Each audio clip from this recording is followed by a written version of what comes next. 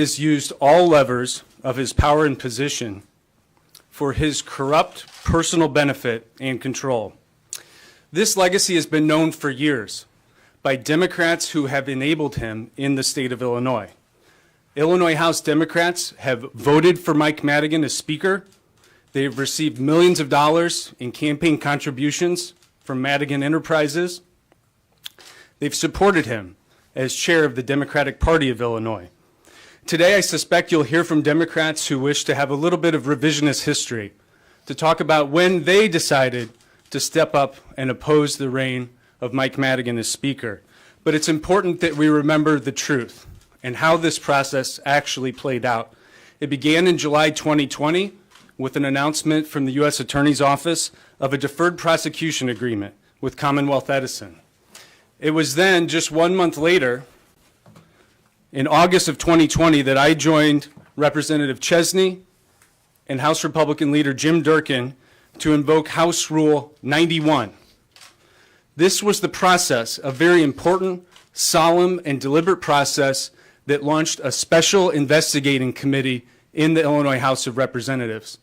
This is important. This is our equivalent of an impeachment investigation and a proceeding that began to study the wrongdoings of Speaker Madigan. This action in the House, it's important that we remind you, was blocked and stonewalled every step of the way by the chairman of that committee, Mike Madigan's handpicked successor as Speaker of the House, Representative Chris Welch.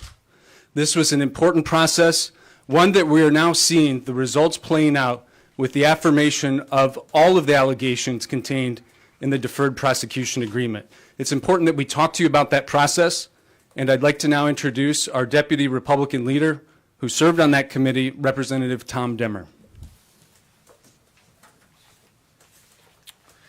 Thank you. Good evening. I'm Tom Demmer, State Representative from Dixon. As Representative Spain mentioned, in August of 2020, we began a very important process to investigate Speaker Mike Madigan as a result of a petition that was filed in accordance with House rules. That investigation was based around a single charge, and it stemmed from the deferred prosecution agreement that was entered in federal court earlier that summer. The charge was not a criminal charge. It was not a tribunal to evaluate his criminal guilt or innocence. It was a charge under House rules to determine whether or not Mike Madigan had engaged in conduct unbecoming a legislator. The Special Investigative Committee was convened. 3 House Democrats were appointed. 3 House Republicans were appointed. Myself, Representative Deanne Mazzocchi, were both Republican members on that Special Investigative Committee. And from the very beginning, we sought to get the full story of what conduct Speaker Madigan had engaged in, who was responsible, and how we could hold individuals accountable. From the very beginning, the then chairman of the committee, Representative Chris Welch, and I reached out to U.S. Attorney John Lausch and had a personal conversation with him about our efforts to investigate in the Special Investigative Committee and how it interacted with the ongoing investigation in the U.S. Attorney's Office. He assured us in that conversation and assured us multiple times in letters going forward that our investigation would not compromise their investigation, and he had no objection to us calling the individuals named in their investigation to answer questions before our panel.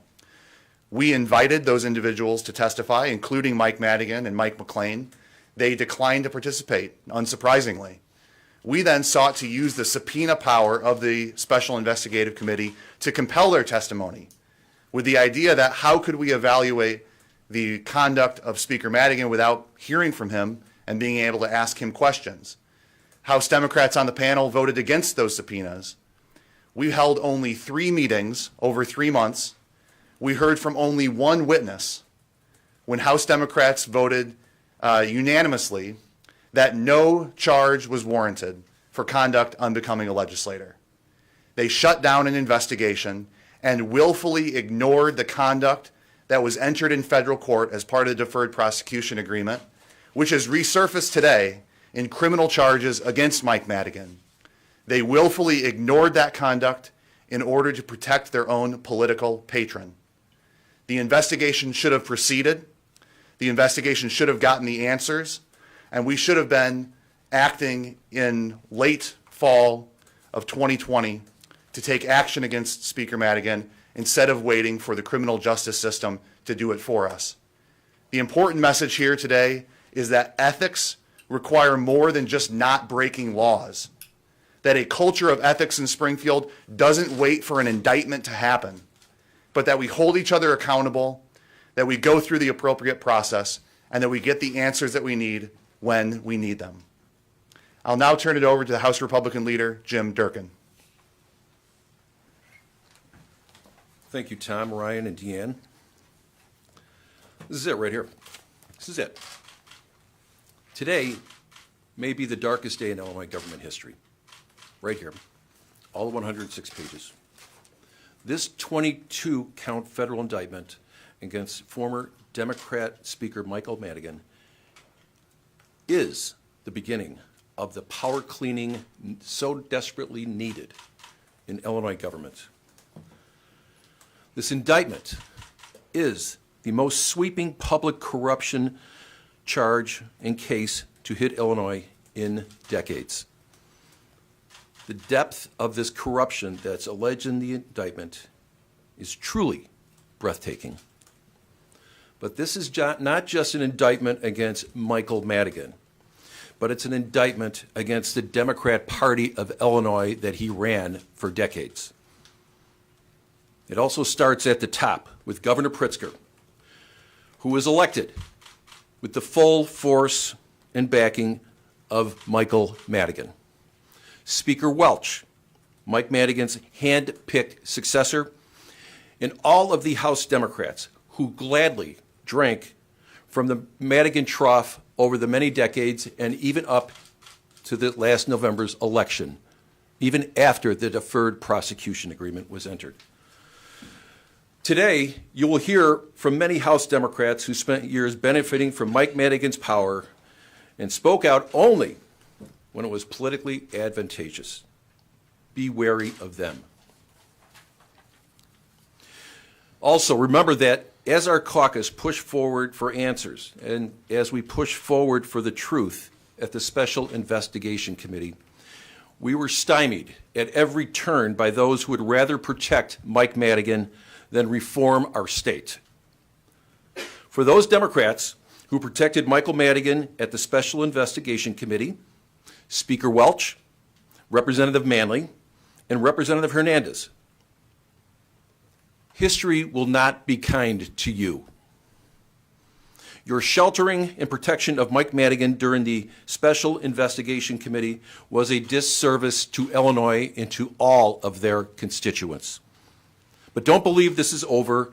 Madigan Enterprise continues to operate in Illinois. What else can we do? Let me just tell the public this. Next November, the citizens of our state will have a real option. They'll have a real option to change the course of our state. Send that message to the Democrats holding seats who run this state at the voting booth. I think it's really important to know that after we filed the Special Investigation Committee, the Democrats should have taken notice. There should have been a red flag when the deferred prosecution agreement was entered into between Commonwealth Edison and the U.S. Attorney's Office. They should have demanded answers. They should have demanded the truth. That's Governor Pritzker and all the House Democrats. Many of them stuck their head in the sand. Other ones were outright belligerent and fought us tooth and nail to get to the truth. So for the citizens of Illinois, I hope there's some vindication for them, that they know that there is an option and there's a path forward for a better state government. But every problem that we have in the state government right now with our finances, ethics, and every other challenge that we have starts and stops with Mike Madigan and his team. I'm ready to take some questions. I've got a couple, Leader, and thanks for the opportunity. If I'm correct, 2 of the 4 of you are attorneys, officers of the court, innocent till proven guilty. Where is that for Speaker Madigan? Well, you know what? I'm not the U.S. attorney. I'm not going to serve on the jury. My job here is to protect the integrity of the Illinois House Chamber. And that's why I made that decision to file the petition seeking discipline through the Special Investigation Committee. How is this going to affect your folks' relationship with the supermajority Democrats working through the rest of this session? Well, they have a choice to work with us or not. It's up to them. And I've extended the olive branch to Speaker Welch over and over again. But I think that they ought to read this indictment. It's basically just a recasting of the deferred prosecution agreement. And as I said earlier, there should have been red flags raised, and they should have asked questions, but they chose not to. I'll leave that up to them. If they want to work with us, we're glad to work with them. But otherwise, let them defend and continue to defend what happened today in the federal courts in the grand jury indictment against Mike Madigan. But the public needs to get answers from the Speaker and also the Democrats and the Governor of why they did not take action against this man earlier, when there was an opportunity, when the full House of Representatives, through the Special Investigation Committee, began a process in which we did have the ability to remove him for cause. Now, just remember, I want to just talk about that this is something that we do not invoke very often. We did it once with a Democrat legislator from the west side of Chicago who was thrown out of the House of Representatives through the same process that we went through for taking a $5,000 bribe from an informant working for the FBI. The deferred prosecution agreement alleges that over many, many years, ComEd spent money, resources, and jobs to influence Mike Madigan over and over again for favors in the legislature. But apparently this was not good enough for them to at least have a vote before the House of Representatives. Speaker Welch, now Speaker Welch, who was chairman at that time, brazenly laughed off our efforts and said this is a political stunt. Well, I hope he reads the indictment, and I hope that he reads the allegations that we brought up in our SIC and also the deferred prosecution agreement to show this was never a stunt. Leader Durkin, does this go deeper into other members on the other side of the aisle? Is there something else we should know? You know what?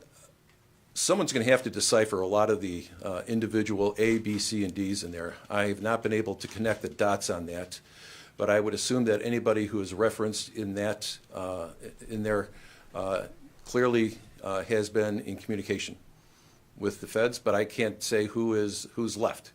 But I think it's clear, based on his statements, that this is not over and that there will be further charges against individuals down the road. You mentioned that West Side politician, I'm blanking on his name. Derek Smith. Derek Smith. The envelope. After he was ousted, he got reelected, didn't he? Right, yes, he was. I mean, isn't the message here that the voters of Illinois just don't care? Let me just say that I can't speak for what the voters did, but the voters spoke loud and clear last 2 Novembers ago when they rejected J.B. Pritzker and Mike Madigan's graduated tax. They threw out the chief judge of the Illinois Supreme Court, and the House Republicans, despite being outspent 10-1, defeated Mike Madigan. That, to me, shows that there's a shift change and that people of Illinois are focused upon what's happening here in Illinois, and I plan to educate people what has happened, not only with this, but also what the Democrats have done to public safety in Illinois. There's a story to be told, and Illinois citizens will have an option. And if I can follow up, one point on that, let's keep in mind that one of the things that is alleged in the indictment is that Madigan was using his influence, racketeering, bribery, extortion to hire his political allies and to fund his political machine. So it's not surprising to me that the voters who have been, on the receiving end of all of this dirty money in politics, sometimes we don't get to the right result. But this may actually be one of the very first opportunities we have in Illinois in over 4 decades to maybe have a Madigan-free, or at the very least a cleaner election without the Madigan money and machine and power floating around. So now we'll see exactly what happens this upcoming November. Maybe finally we won't have to be surprised by the outcome. For those of you who spoke with U.S. attorneys, was there any indication in those conversations about that this day would come, or any elaboration on? Well, Tom, Ryan, I think you guys were in discussion with the U.S. Attorney's Office. No, so the conversation we had with the U.S. Attorney's Office came at the beginning of the Special Investigative Committee, and we did so out of an abundance of caution to ensure that the investigative efforts that we were charged with conducting wouldn't interfere with the investigations for criminal charges. He said they would not interfere. we asked specifically about, could we call Mike Madigan to testify before the committee? And he said there is no objection to that. And so I would say that's the extent of our conversation, was running that by the U.S. Attorney's Office, and we were given no objection to proceeding with our investigation. Now, the House Democrats chose to end the investigation, not for legal purposes, but for political purposes. I'd like to revisit one of my earlier questions. If I'm Welch or Greg Harris or any of those guys, why would I want to work with you after you spent the last 16 minutes slamming us and suggesting that we're crooks too? We're slamming the illegal activities that happened. We're slamming the unethical activities that have happened. We're slamming the politically motivated activities that have happened. We are always ready to work with Democrats on policies that support the people of Illinois and move our state to a more ethical and prosperous place. We are not willing to work with people on activities that are done for unethical or immoral purposes. Let me just say that, Mike, that with Greg Harris and all the other ones, they have an opportunity to work with us, and they could actually say that, you know what, we're no longer going to operate under the Madigan rules, which the Speaker currently does have. We're no longer going to operate with his heavy hand, this iron fist on this process about stymieing and blocking the minority party from having participation or being engaged in any issue that is meaningful to the state of Illinois. This is their chance to change course and say that we're going to move away from the way that Madigan and the current Speaker have been running this chamber. Well, how close are those two, Speaker Madigan and Speaker Welch? As I recall, he was the hand-picked successor. Sorry, I missed the beginning. I didn't do radio, but were any of you contacted by feds? Sorry, can you say that again? I asked if any of you were contacted by the feds in the lead up to this.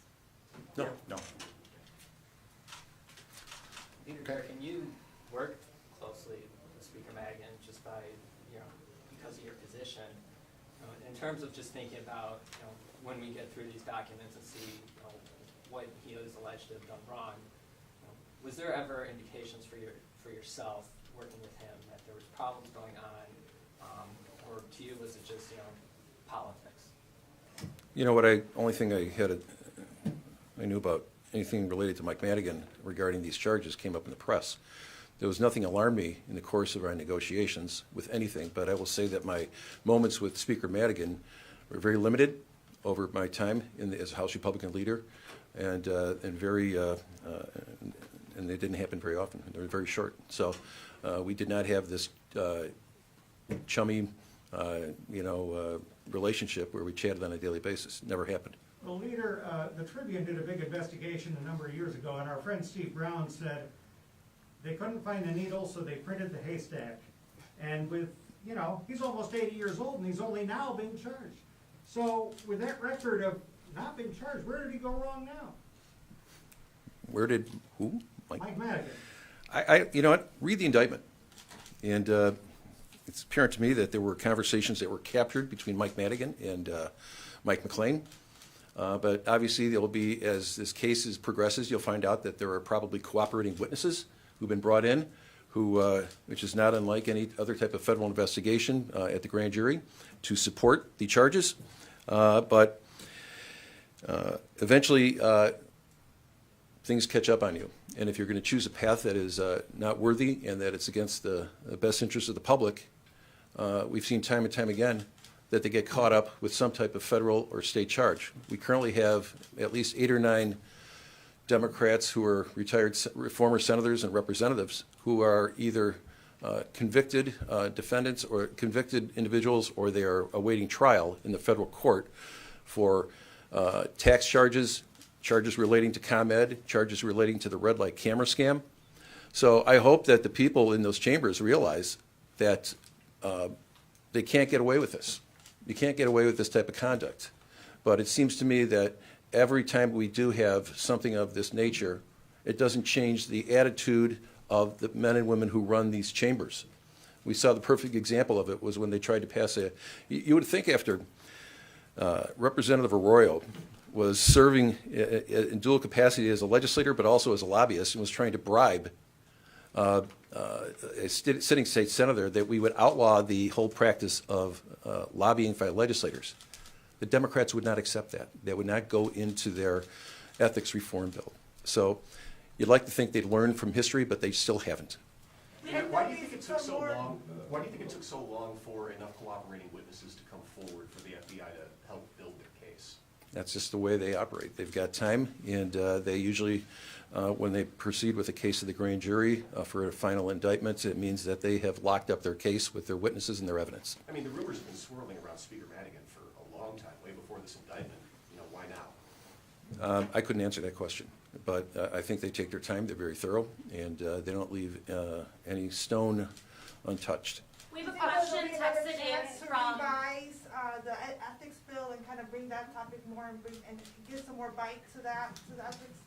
Sure. Before that was passed on. I think that's a really important point. Remember, only after Mike Madigan was exiled from being Speaker of the House, and all that we have known was revealed in the deferred prosecution agreement. And as Leader Durkin said, that House Republicans were actually successful in November's election, not giving Mike Madigan the cushion he needed to remain as Speaker. Then finally we heard talk from House Democrats about supporting ethics legislation. And what type of ethics legislation was passed? Legislation that led to the resignation of the Legislative Inspector General, who said, this is a paper tiger. You've weakened my office. You're not serious. Even after everything that we know today about Speaker Madigan, that you're not serious about actually making changes to transform our state government and lead to more ethical conduct from those lawmakers. So we have a long, long way to go in the state of Illinois. I hope today is a wake-up call, and to Dave, to your point, I hope that we have willing legislators on both sides of the aisle in both chambers that now want to engage on doing the business of the people in an appropriate, transparent, and ethical way. We've been down the wrong direction for too long. We have 45 House Republicans that are willing to change and make the ethics bill stronger. We just need 15 Democrats to join us. And I believe that they're there. They need to stand up against their leadership and work on what we have to do. It's right for Illinois on solving this culture of corruption. Yes? Leader Durkin, we have some questions being texted in from reporters that can't be here. Okay. Pam Oliver from NBC in Chicago asks, what does this mean for Governor Pritzker? Well, I think he needs to answer the questions, particularly since he was elected with Mike Madigan's help. And Governor Pritzker didn't stand up. He could have vetoed that ethics bill that really was a disaster. But Governor Pritzker has been silent on the issue of Mike Madigan from the beginning. He's the leader of the state party. He's the leader of this state. But he chose to be silent during the course of this investigation and also during the special investigation hearings and even after the deferred prosecution agreement. I think the governor needs to explain his relationship, but also he's going to have to explain why he was so glad to take Mike Madigan's support and money last cycle. We have time for one more question. Sorry if I get, one of the things that I do want to follow up on is that if you read the indictment, the governor-elect is being referred to by Mike Madigan as someone who he's going to be talking to in terms of getting people appointed to jobs and to that sort of thing. And these are not small jobs. These are $100,000 a year positions on various boards. So that's something where I think Governor Pritzker is mentioned in this indictment, and he should absolutely start to be really honest and transparent about what kind of conversations he had with Mike Madigan, because once these types of conversations get mentioned in a federal indictment, he really needs to come clean. Last question. Leader, as a former prosecutor, can you shed some light on why there might have been a new grand jury? Because I tried to get this asked at the the case of, and I'm not sure what that means. You've got a case before Judge Lineweber that has Mr. McLean, Hooker, Parmejor, and Doherty, but the case now is before Judge Blakey with just Mike Madigan and Mike McLean. So it's a separate charge. I don't know whether or not the same grand jury indicted, Hooker and everyone else, and Tim Mapes last year. Right. So, I don't know. I don't know. Okay. Right. Thanks, One everybody. more? All right, good. Thanks, guys. Thanks.